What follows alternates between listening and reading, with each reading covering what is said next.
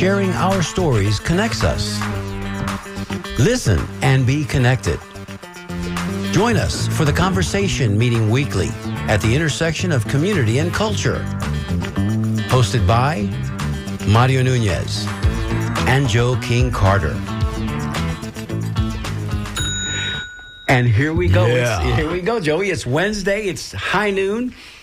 That would mean that it's hump day, and this is the hump hour of hump day. We say it every so often here on WMNF 88.5 FM Tampa. This is the conversation, and we're happy to be taking you lovingly and racingly and with all our might towards the weekend. But before the weekend, Joey, there's a big day tomorrow. What is that day? That's Thanksgiving. What are you thankful for, Joey? Everything. Come on, Joe. You can be a little more specific than that. Everything, my friend. How about your Everything. Every broadcast walking, partner? talking. How about your broadcast partner? How about this? How about this really cool radio show that we get to do each and every week? WMNF. I'm thankful for everything. There you go. You can Yeah. start right there with Yeah. WMNF. Absolutely. Yes, I'm reminded to turn my phone down. That wasn't me by chance. I mean, I just want everybody to know that was me. Wasn't me either. Damn it, Joey. Yes. So, are you going listening. to ask me? Are you going to ask me? What are you thankful for, Thank my you friend? for asking. Thank you for asking. Everything. Everything. For the sky being blue, for the grass being green, for my parents still being here, for my wife of 45 plus years, for my two sons that are healthy and well-adjusted, and for my two beautiful granddaughters.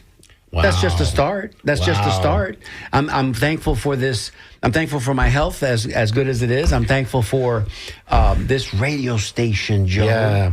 Right? It's the bomb, my friend. No, this is it. And we have to protect it with all our might, Joey. That's right. Because we talk about it each week. We're still not out of the woods, man. That's right. But things are changing. Things are changing. Changing, Joe. I was thinking on the way in this morning, I don't know why this happened. It popped into my head was the concept of the human race. Okay. And I was probably, I had heard something in the morning about the deplorable nature of the human race. And in that process, I thought to myself, this word human race is really fascinating, isn't it? Are we on a race to the top or to the bottom?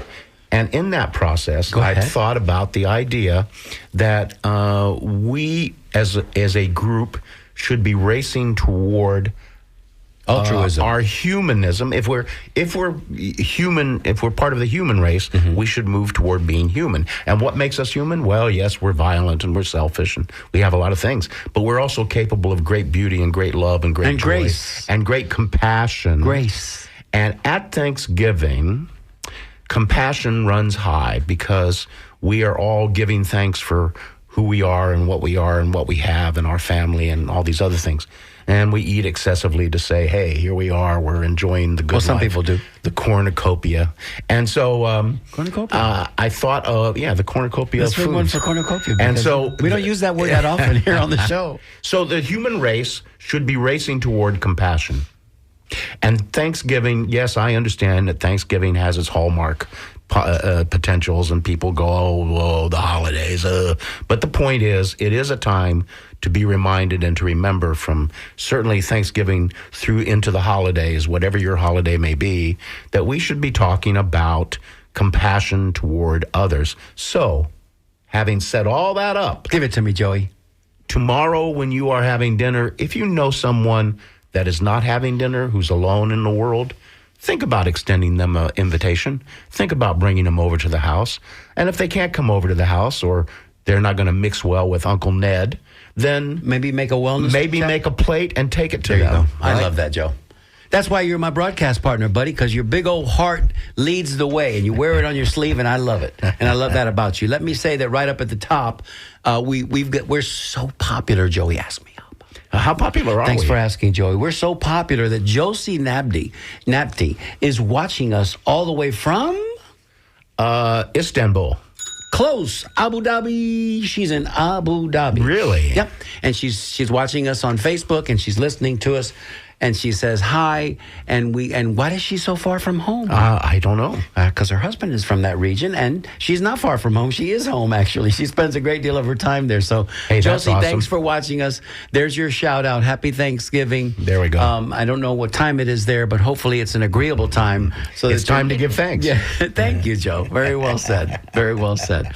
And today, Yes. Joey, this is where I'm going to turn it over to you to Just for the moment. just for the moment, to introduce and to talk to our guest and let everybody know who's in studio with us today. Yes, and Right? I'll give you a little cheat sheet, Joey. Nobody can see that. if you can't see this, folks, he just handed me our guest's name in case so that I won't step on it improperly. So I am excited, however, because of this person and who she is and what she's doing in the world. And her mom, whom you know. And her mom, who I know, and her connection to my special spot on earth, which is Ybor City.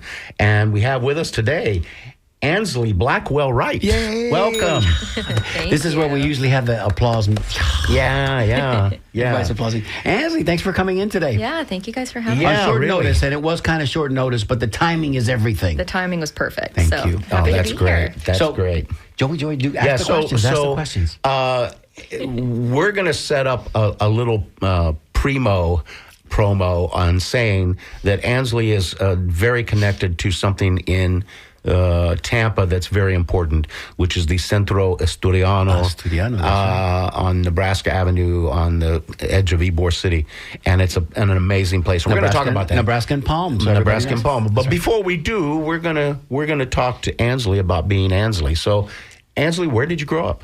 So I've kind of moved around, but born in Ocala, Florida native, lived in Fort Myers, went to college in Lakeland, and have been in Tampa since, I believe, 2015, 2016. Wow, you're a Florida girl. Yes, she is. I believe 7th generation Floridian, which is How cool. very rare nowadays. Wow, 7 generations, really. What do you know about that history, so. Ansley? What do you know? What have you been told through the family elders about that history? Share that with us.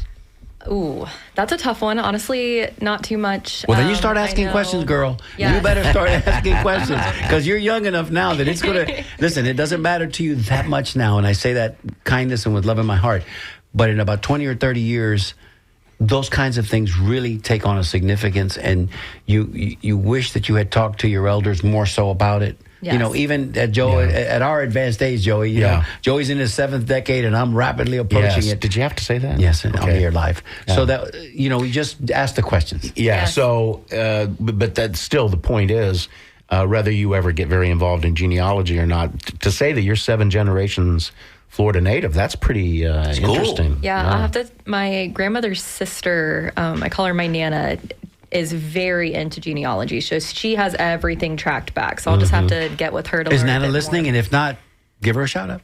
I'm not sure if she is, but all of that side of the family lives up in Quincy, North Florida, the Panhandle. So shout out to everybody up there. Oh, wow. Say hi to Quincy.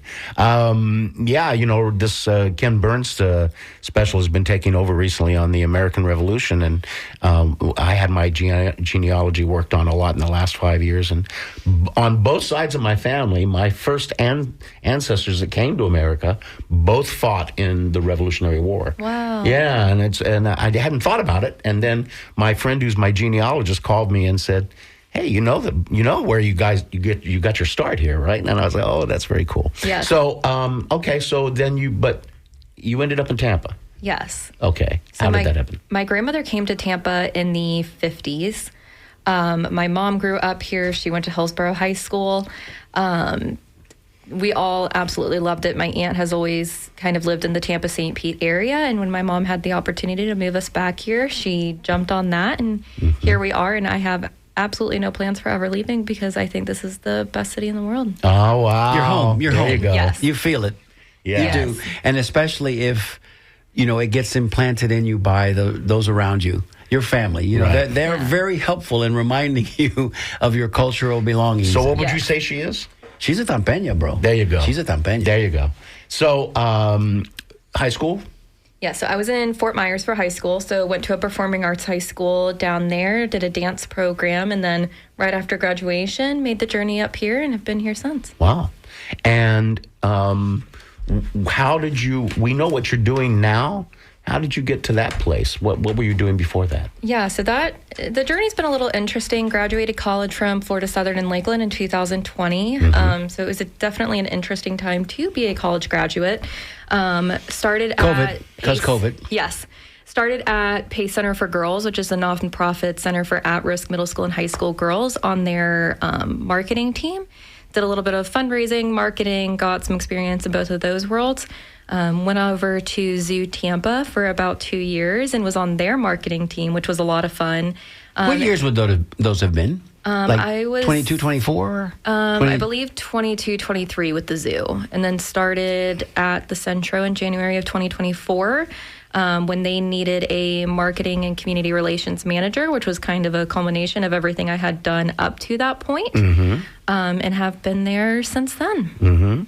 Now, for those of you who are listening who are not familiar, let me just say, and then I'll let you kind of add in, that the Centro Asturiano is one of the major social clubs in the great history of Ybor City. And when all of these individuals, these various ethnic groups came to Ybor City in the late 1800s, they all created, for the most part, social clubs. The Spaniards did it, the Asturians did it, who are Spaniards also. The Italians and Sicilians did it, the Cubanos did it, so they all created these social clubs.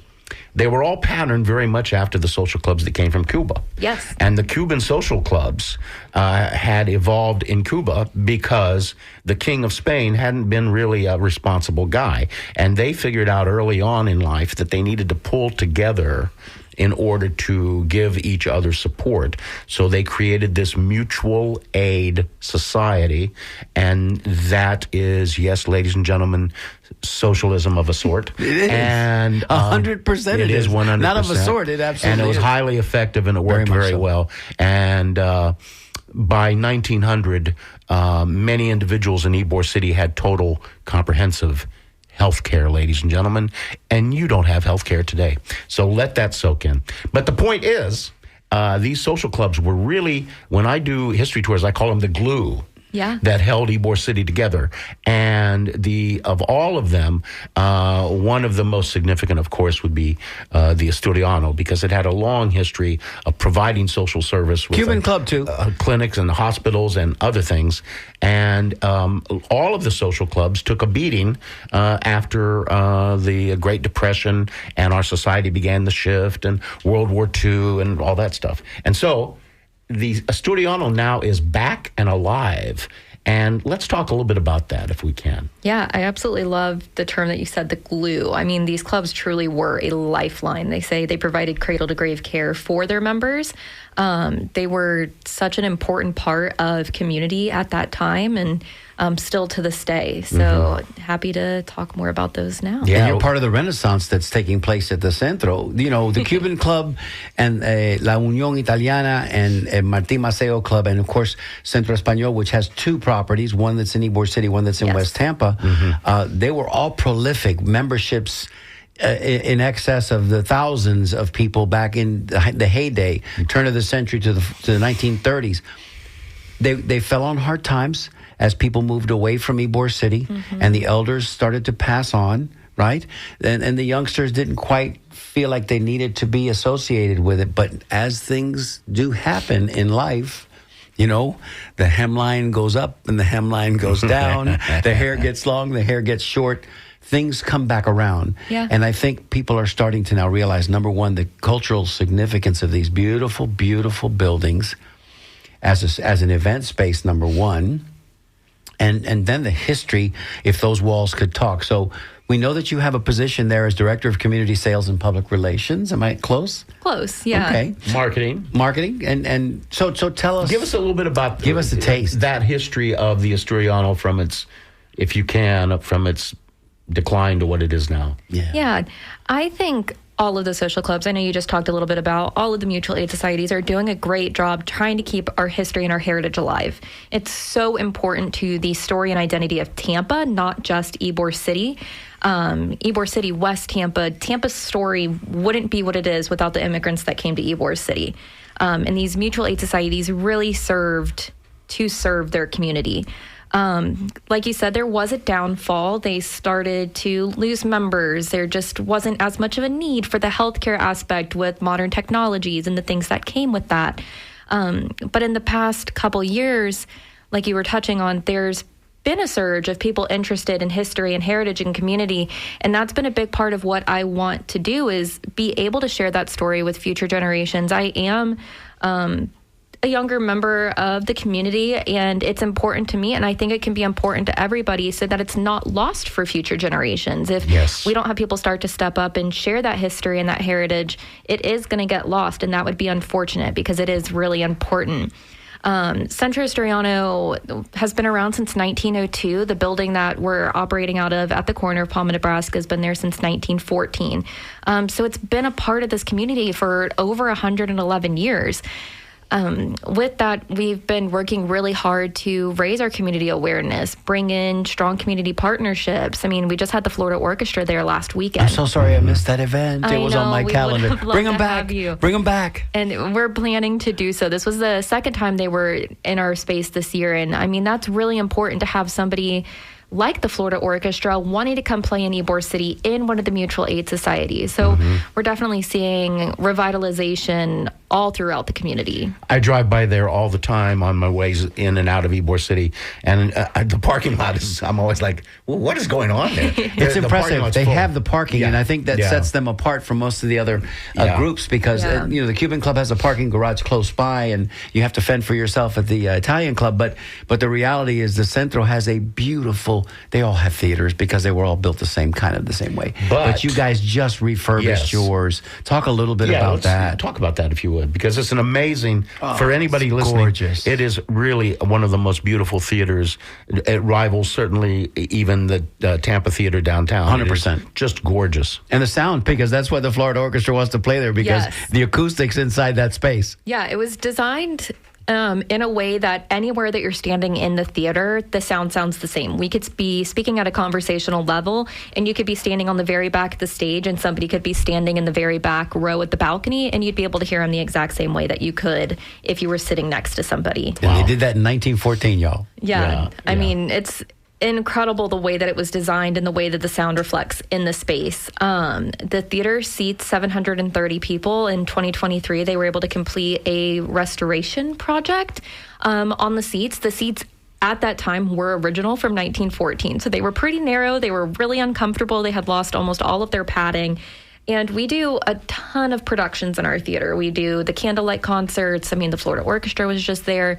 We do comedy shows and flamenco performances. I mean, we're always hosting Clarita's Cocina was there recently. Yes. That was an incredible event. We had Sarah McNamara there for another part of our book series over the summer. Go, Sarah.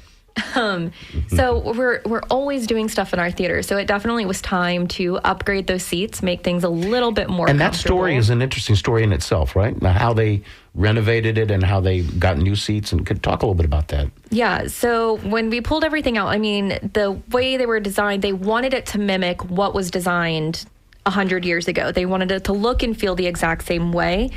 But again, 1914, the way things were designed were very different than they are now. So people are bigger now. A little bit, Joey. Just a little bit, Joey. Yeah. Boy, that you said a mouthful there, pal. Yeah, but I'm one of them. They wanted to keep kind of the integrity of the look and the feel, and the columns on the side of the seats, they wanted it to match what was there previously and use some of the original brackets. But the color, actually, the color of the seats is about the same as well. That burgundy color, that's beautiful. So rich. They chipped back the paint on the walls as far as they could to try and match the original paint colors. Everything was extremely intentional in that project, and the theater looks phenomenal. It's amazing. It's truly amazing, folks. If you're out there listening, if there's any opportunity to attend any event in that theater, just to go and see the theater will be worth the price of admission. So who's responsible for booking events there? That would be myself. Hello. So we do all sorts of events. It's not just theater productions. We do have 3 stories of event space. So our first floor has our salon, which was formerly the cantina. That's one of my favorite spaces in the building because it's pretty much almost entirely original. I mean, we have a photo hanging right when you walk in from the 1920s where you can see the King Onyx bar and the columns with the coat hooks, the mirrors, the tiling on the wall. It's a walk back in time. It is. It's all as it very elegant, was very cool. Then I can see some New Year's Eve galas coming in the near future. You know what I mean? To bring people back to the Centro on New Year's Eve to celebrate, a ball drop of our own here in Tampa. I'm just giving you an idea. Yes, I really do want to bring back. That was a huge thing in the 60s and 70s in Ybor City were those New Year's galas. My mom tells stories of my grandmother getting dressed up to go to those, and we've seen news stories where all of the mutual aid societies were hosting their own various, and people would go. Super competitive, too. Super competitive. You can only imagine. Nobody wanted to be outdone. Somebody might start at one and go to another, and it was fun. You would think it was this big kind of black tie affair because that's how they dressed at the time. And my grandmother says, no, it was a fun kind of community event. You would buy a table, and then you'd bring your own food, and you'd get a drink at the bar, but everybody would just cover their table with the food that they brought in, and it was a really exciting thing that I hope we bring back. That's how Tampeños used to do it. Listen, y'all, that's how Tampeños used to do it. We're just about to the bottom of the hour. We see you there, callers. We know you've been patiently waiting. We're going to get to you here in just a couple of minutes. We're going to probably do a station ID here in about 5 minutes. When we come back, we'll take some calls. We'll give that number away, and we'll take some calls. I wanted to mention, Ansley, that those events, as the word gets out in the community, the kind, you do the bingo with the damas, we can talk about that as well. That's a good bingo. Shout out to Judy Blanco. But it's a very versatile space as well. You mentioned the cantina, there's the theater, and what's on the top level? So we have a grand ballroom, and that's where those New Year's Eve dances would have been held. We can seat over 300 people in that space, so it is a really large space. It has a stage, bands can come perform. Special space, that's actually where I had my wedding reception last year. Congratulations, newlywed. Thank you. So it is a really versatile space. The entire building, you can kind of create what you would like to host. I mean, we recently hosted Visit Tampa Bay's annual meeting, and they activated every floor in the building with a different theme. It was a kind of back in time event. It was so cool to see the building activated in so many different ways. And let's, for just briefly, every one of these social clubs in Ybor City had a ballroom, a dance floor. And what we forget now is that we live in the post-radio television age. There was a time when that didn't exist. And I can tell you that this community, it's very interesting. Anthropologists have a word called an externally activated society. And what that means is when you think of indigenous peoples in their teepees around a fire, they're living around the fire, not in the teepee. They are externally activated. The people of Ybor City at the turn of the century and in the beginning and up until the 20s, air conditioning, until movie theaters became popular, they were not living in their houses at night. They slept in them, but they lived out in the world. They lived on 7th Avenue and in the streets. And on the front porch. They lived in bistros. They went to cafes. They went to friends' houses, and they went and sat on porches. But they went to their social club, and they danced all night. This is what they did. And they didn't do this on Saturday night. They did it every night of the week. There's nothing to do in your 600 square foot wood frame, no plumbing, no electricity casita.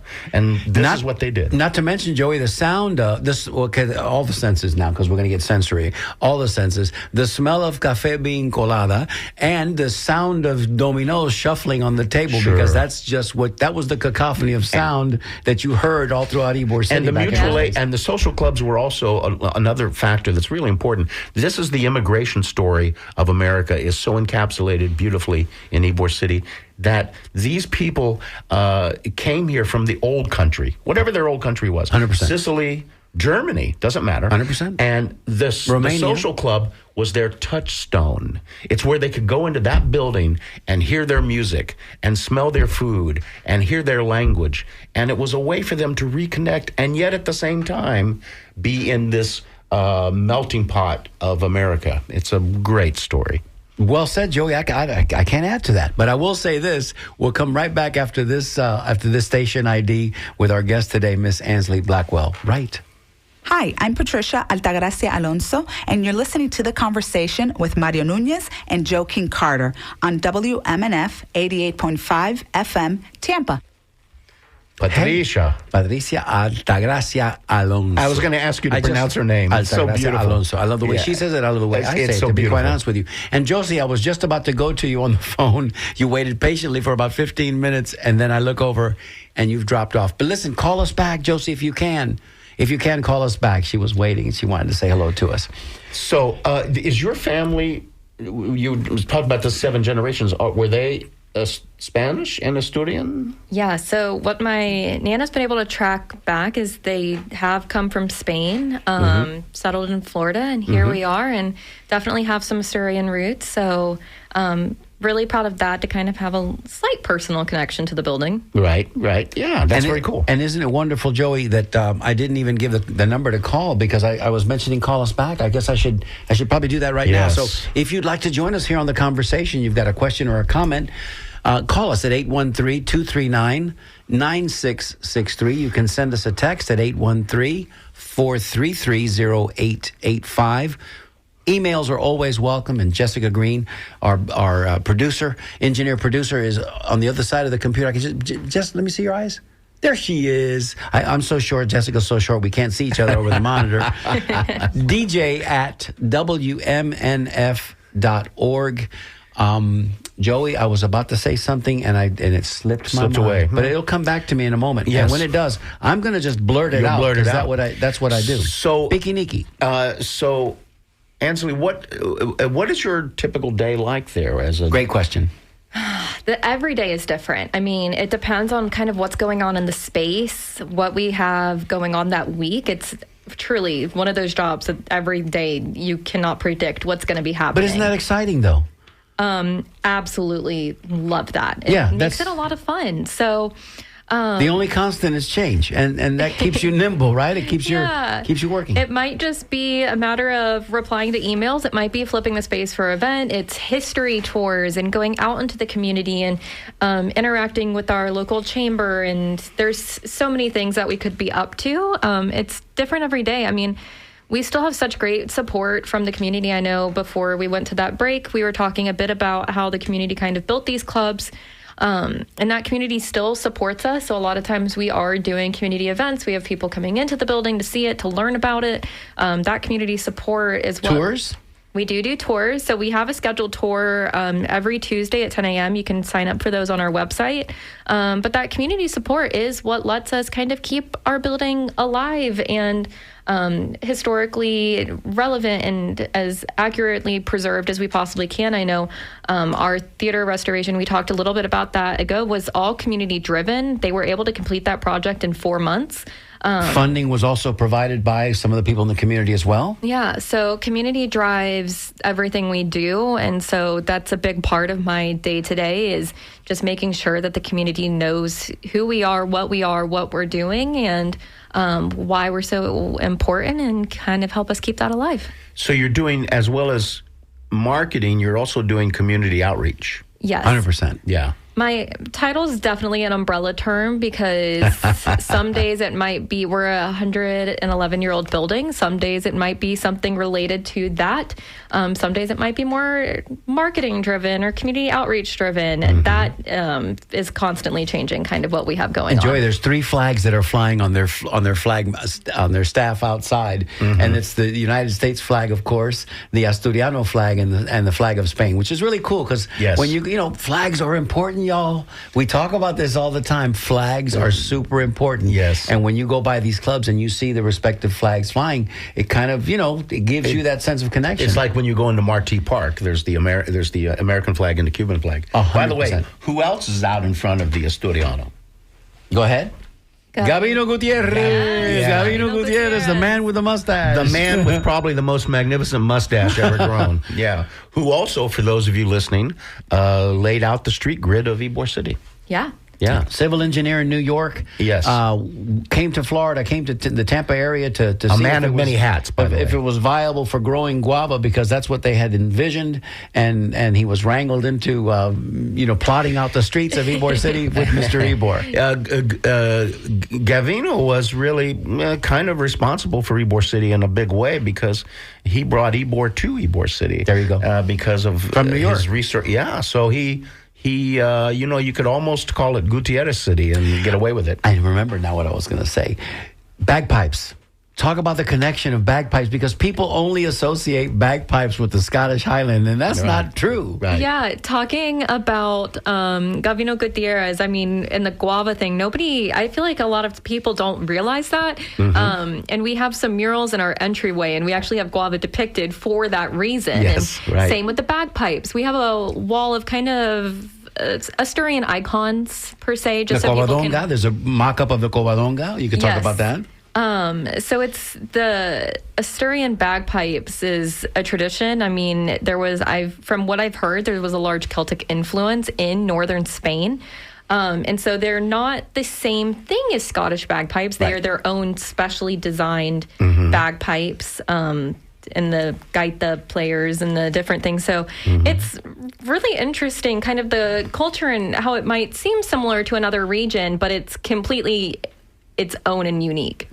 Wars had a tendency to displace people, and you Yes. just go to different places. You know, after WW2, the Germans that were being, sought after for the crimes, they Yes. went to Argentina. We know that. Yes. That's history. And the same thing happened in the Well, northern actually, times I can't of speak. Europe. I can't speak to this in a super professional way, but I believe that this research shows now that the Irish and the Celtics, the Gaelics, migrated from Spain up. That 100% true. Irish people are really Spaniards in a way, And they move about. in a very extremely remote way. But nonetheless. Without further ado, let's go. The call went out, the bat signal went out, and Josie picked up the phone and called us back. So let's honor her for waiting. Josie, you're on the air. You're calling from Tampa. I'm back, Thank you, Josie. Thank you. Thanks for coming back. and I'm in Ybor City. I said it feels like I'm in Abu Dhabi listening to you like I used to do. Okay. I understand now the reference. Wonderful. Well, how have you been, and are you ready for tomorrow? No. Okay, nobody is. So I just wanted to say how wonderful to have Ansley there. She and all the office workers have done unbelievable for the Centro Suriano. It's just thriving like it hasn't in years. And it's such a pleasure going to work there. Oh, thank you so much, Josie. Thank you for all you've done. You and your mother and the board, everybody.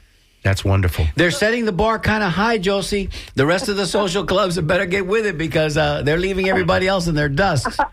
I'm telling you, the concert the other night was unbelievable in that theater. Yes, So- and I know we were just talking about bagpipes. Josie would be a great person to kind of touch on that, because she had personal connection to a gaita player. My great uncle was the official gaitero at the Centro Suriano, Arsenio Gonzalez.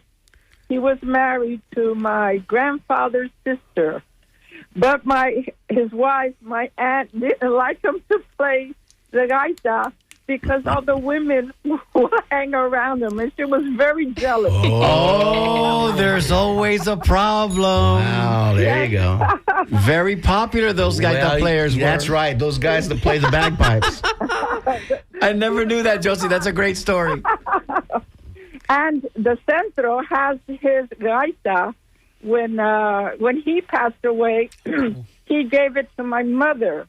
And when my mother passed away, we gave it to the Centro. So for the piquiniquis and the Dia de Asturias, we always bring out his gaita. We can't play it because it doesn't have a bladder. My parents, when they went to Spain, they tried to find a bladder for it, but they couldn't find it. But his original gaita is at the Centro Suriano now. That's Interesting. wonderful. That's wonderful. Well, maybe we can take up a collection and have somebody design a new bladder for it. It would be wonderful to hear it once again, making that sound that we're all so familiar with. Thank you, Josie, for calling. We'll see you soon. Okay, happy Thanksgiving. To you as Same to well. you, honey. Josie. To you Thank as you. well. Thank you. Okay, bye-bye. Bye-bye. That's terrific. And this would be a wonderful time with, about 20 minutes left in show. She mentioned the Pikiniki. Yes. Let's talk a little bit about what is a Pikiniki and what's going to be happening special on December 14th, upcoming. Yes. So Ybor City is celebrating a huge milestone this year. It's its 140th anniversary, 140th birthday. And so we are working with the Ybor City Chamber of Commerce and all the different organizations to plan a really exciting year of activity.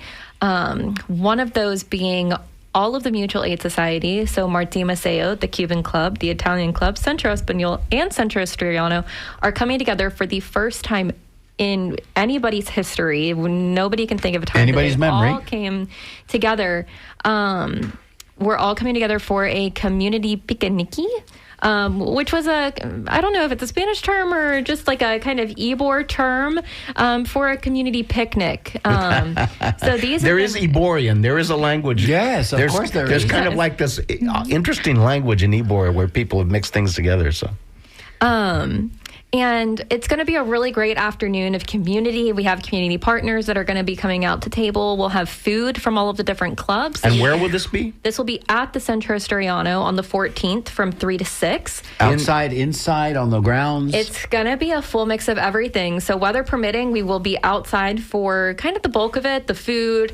We'll have some tables set up, some games. I think they might be bringing some different kind of exterior games that are fun for Ybor City. We'll have a little presentation in the theater ahead of the event, as well as some tables, photo spots, activities for families, dancing, all of everything coming together for it all. I'm guessing there'll be a little bocce ball from the Italian club. I'm just guessing. I'm throwing that out there. That may or may not be one of the games that is being planned to come. And so what's on the agenda? Because when we get there, there's going to be like a little gathering in the theater to show off that beautiful space for about 20 minutes or so. I think that's what it's forecast.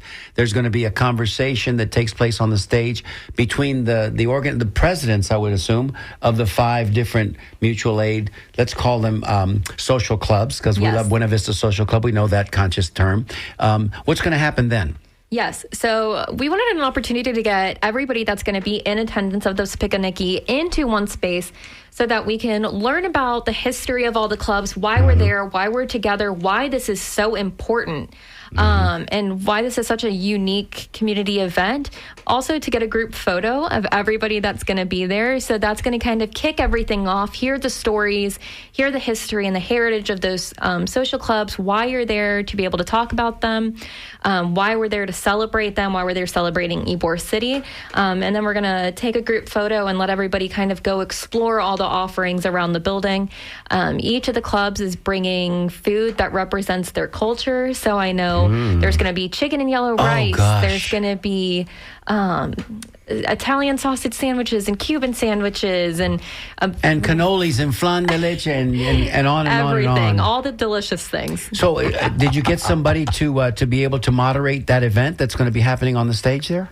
I believe we did, and I believe we might be having a conversation with him. I just thought that was a gratuitous plug for myself, everybody. No, listen, I'm going to be a part of this, and I'm so tickled that the courtesy and the invitation was extended to me because my parents, for the longest time, and my grandparents as well, were members of the Cuban Club. And as I mentioned to you earlier, my grandfather's brother was on the original board of directors of the Cuban Club. That's he was part of the incredible. fiduciary team. I think he collected membership dues. And if you go into the Cuban Club on the second level there, the entrance to the theater, there's a big frame, a beautiful picture frame with that original 1917, that original board of directors, and he's pictured there. So yes, this speaks to my heart.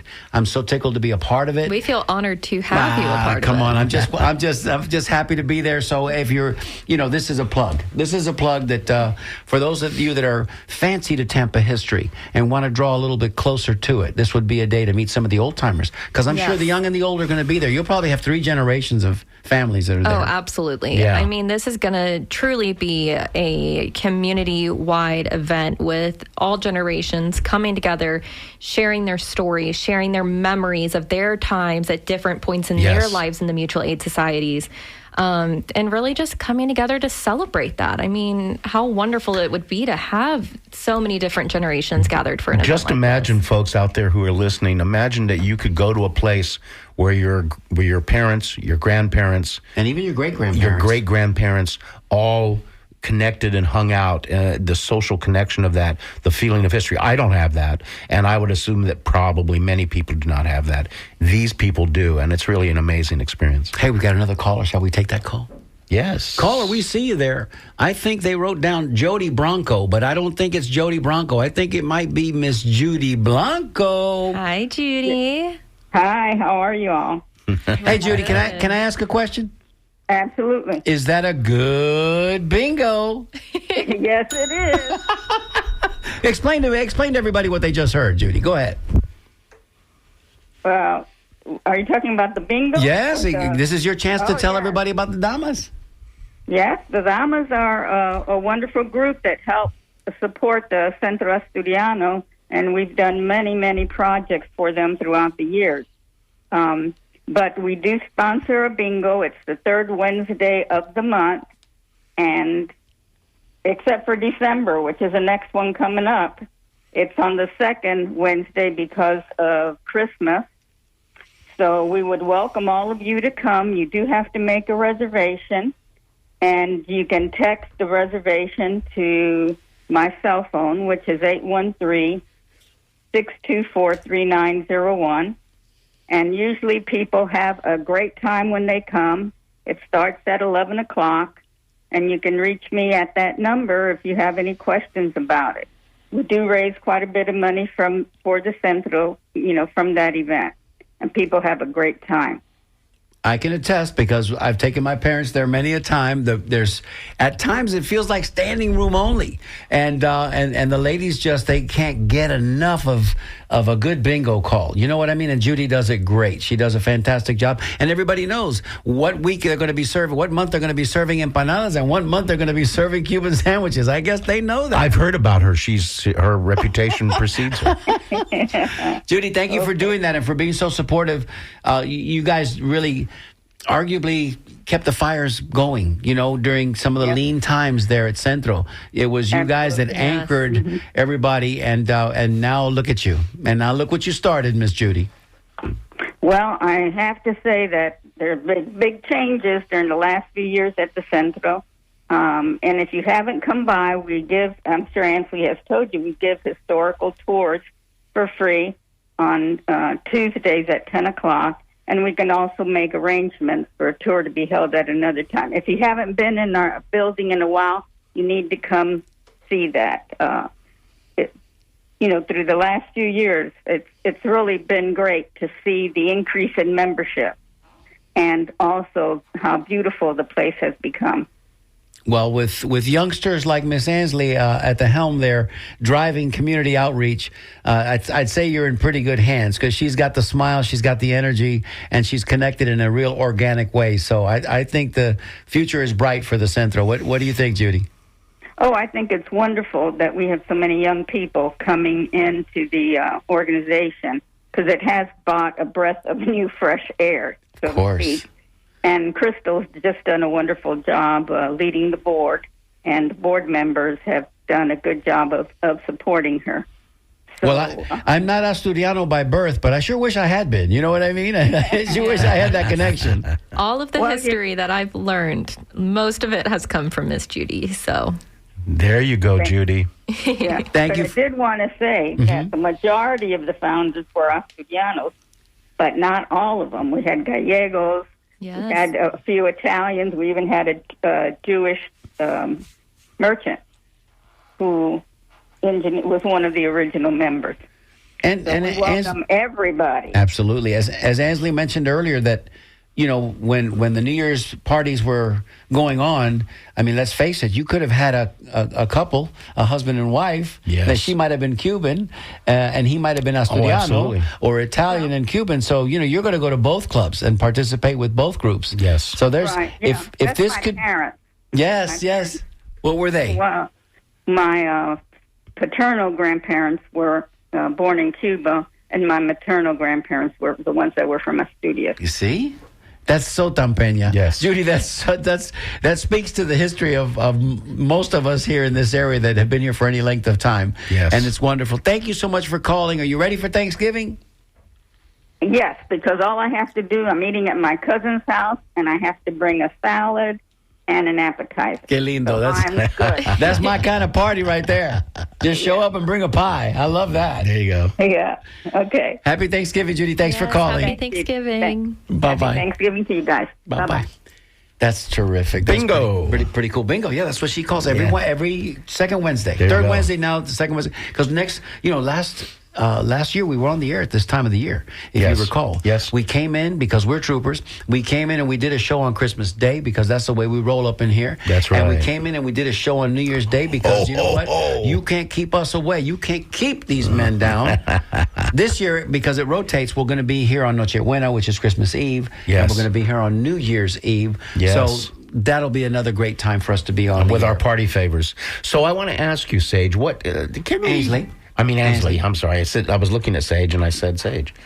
Sage is answering our phones for us today, And y'all. and we're going to burn some later to... Just to make sure that we don't leave any foo-foos here in the studio. So, give me an interesting story that something that's happened to you, with you, to you, at the Centro that you did not And we're not talking about expect. paranormal necessarily. We're not talking about the ghostly things. But Yeah, whatever. What's down there in the basement? People don't know that there's a basement in that building. I've been down there. What's down there? There is. It's the remnants of something now. But before, what was down there? Yes. So, like we said, it provided cradle to grave care for our members. So it wasn't just social. We actually had a hospital connected with us, along with that kind of the wellness mindset. There was a gym in the basement of the building with a handball court, and there was Boxing bags. boxing bags, and there's some remnants of the weights, and we had a bowling alley. There was so many cool things happening in that space. We are hoping in the next year or so to do some fundraising to restore that space into a community space where people can go see what was once the gym. Maybe come have a meeting with your company and say you're heading to the gym. But it'll be a really great community space. A little coffee bar in the corner where you can make some café con leche. A couple of tables set up for dominos. But then you have the relic, the remnants of the speed bag, which is there, the racquetball court, which is still in place. It was when I walked through there, I could not believe that there was yet another dimension to this multi-dimensional building Yes. that was downstairs. And it was like, wow, look at all of this. But you know, the Centro had one of the better ball clubs, baseball, I'm saying, because every one of these clubs, societies, had their own baseball team. And that's another conversation. We don't really know who brought baseball to the Tampa area. Did it come here in post-Civil War times, think Abner Doubleday, or did it come from Cuba? Did it come in on a boat from Cuba? We don't know. But one thing we do know is these social clubs took to their baseball, Joey. Yes. And the Centro Asturiano was one of the more prolific, the Cuban club as well. Well, Henry B. Plant had a baseball diamond, a legal baseball diamond, on his grounds. Oh, 100%. And That's brought, where Babe Ruth hit his fabled 600-foot home run. That's correct. Yep. So you might be able to go back to Do Plant. some research? Yeah, you might be able to go back to Plant on that. By the way, I wanted to touch on one other thing real quick, is that that Judy was talking about, is people think of these social clubs as like you're very strictly Italiano or Sicilian, you're very strictly Cuban, and so they probably see it as I can't go there if I'm not Italian. as segregation. Yes. And these social clubs all work together, and many times the marriages were mixed, and there was all kinds of interaction in between the social clubs. So, folks, it wasn't like you went there to shun the other ethnicities of Ybor City. You went there to participate with Ybor City. So. Yeah, and it was an interesting thing for the Centro Asturiano was you didn't have to be of Asturian heritage to join our specific social club. We were one of, I believe, the only social clubs that allowed anybody from any walk of life. And I know Judy had started to kind of touch on that of the founding board members and being maybe they were from a different region of Spain. Yeah. And again, that's kind of a cool thing for our club specifically. Some of them were from Galicia, some of them were from Asturias. So, yeah, you and that may be the secret sauce that is why your club is now, even in this time, flourishing, because you still have that adopted sense of like, come on, man, everybody's welcome. Yeah. Because really and truthfully, what does it say? They say about high tide, Joey, rises all boats, right? So, you just want members. You just want members Right. paying dues. Yeah. And as long as they're responsible members and they're contributing to the betterment of the club, come on now. Well, what's so cool about what you're doing, Ansley, is that the way I see these social clubs, it's like you have a radio. Let's say you had a really cool Art Deco radio made out of Bakelite, and it's just a gorgeous antique piece. what makes that radio come alive is when the radio waves play through the amplifier. It's the same thing with these buildings. The buildings are incredible, but it's the membership that makes them come to life. Yeah, life. And, the Italian club still has a very active membership, Yes. and the Martín Maceo has an active membership, and the other clubs have different situations. The Cuban Club Board, Patrick and those folks over there are working hard to keep that building alive and upkept, even though membership is not as great. But these social clubs were really the basis of everything in Ybor City. It's really amazing. And you're bringing that back. And what you're doing is really wonderful. So you mentioned the gymnasium downstairs. Yes. Any other stories from the Asturiano that you want to share? I mean, I do want to touch on, like, with the gym, and we're just kind of kicking off some renovation projects in our cantina. The support of the community is detrimental to these mutual aid societies surviving. So especially as we enter end of year, reach out, try and support these clubs, whether you become a member or you do end of year giving and you want to support those organizations. Any support from the community helps keep those alive. What I do every day is just try and make sure people are aware of our history, our heritage, why we were so important. I mean, we've dove so into everything today, why these mutual aid societies were established, what we're doing today. And again, we don't want that to get lost for future generations. And I feel so honored to be in the position that I am in as kind of that next generation, trying to continue to carry on that legacy. I know my mom is also super proud of the clubs. Shout out to your mom. What's your mom's name? Crystal. Is she listening? Probably. She is listening, and she's... She texting with you? She is. Is she reminding you what to say? Don't forget to say this. Crystal, you should have called in. I told her she should call in. Should have called in. You got a minute, Crystal. Call in and say hello. And my grandmother, she has stories there, and it's just an honor for me to be part of that next generation and continue that legacy. But we can't continue that legacy without community support. So my mom all the time is telling us to live your legacy. So if you have any connection, any relations to the history at these clubs, you have to continue to live your legacy. Absolutely. And you know what? I'm going to say this right now. I didn't get this. I didn't get this before you came here today. I get it now. And I get what I get is that there are these things called, Jung talked about synchronicity, and there's kismet, whatever it is. You are meant to be there doing what you're doing. I don't care what your metaphysical or non-metaphysical position is in the universe. You have been brought to that club to do your job because your connection organically through your family and your feeling and your passion is coming through to me right now. And I can tell you, I'm passionate about Ybor City, and I'm always aware of other people who are passionate. And I'm just so happy that you're there doing what you're doing. Here. I'll ring a bell on that, Joey, and I'll go so far as to say her youth is an advantage. Oh, because absolutely. she's got another 20, 30, 40 years really of production. Yeah. You know, it may not be the most glorious, glamorous work in the world, and a lot of it is pedestrian. A lot of it is like blocking and tackling. But how do you build that wall one brick at a time? So yes. Good on you, girlfriend. Thank you. And bring some of your young friends with you, right? Yeah. I'm trying. Because the old timers like myself, we still have our grandparents in our minds, right? Yeah. And those are the people that really established those places. So, yes, please continue to do what you do. Remind everybody about the Pikiniki, where they can get their tickets. Yes. So you can visit, I believe it's Ybor1886.com, as well as the CentroAsturianoTampa.org for tickets for any upcoming events. We are always doing different things. The Pikiniki is taking place on December 14th from 3 to 6 p.m. But again, look out for those events that are happening in Ybor City during the 140th anniversary celebration, because everybody's coming together to do lots of things. And for you Anglos out there, that's a picnic. We do our summer heat wave event at the Cuban Club every year. Yes. And I'm wondering if things ever go a little south in that relationship, maybe they could talk to the people over at the Centro Asturiano. Maybe they'd like to host us one year, because that's a wild and fabulous event, and it's a big fundraiser for WMNF. I sit on the board of the Neighborhood Association, and we've had various gatherings, meetings, and food at the Asturiano, and it's always wonderful. They're so helpful. They're Anthony, thank you so welcoming much for coming in Yes. today. We so appreciate you sharing your story with us.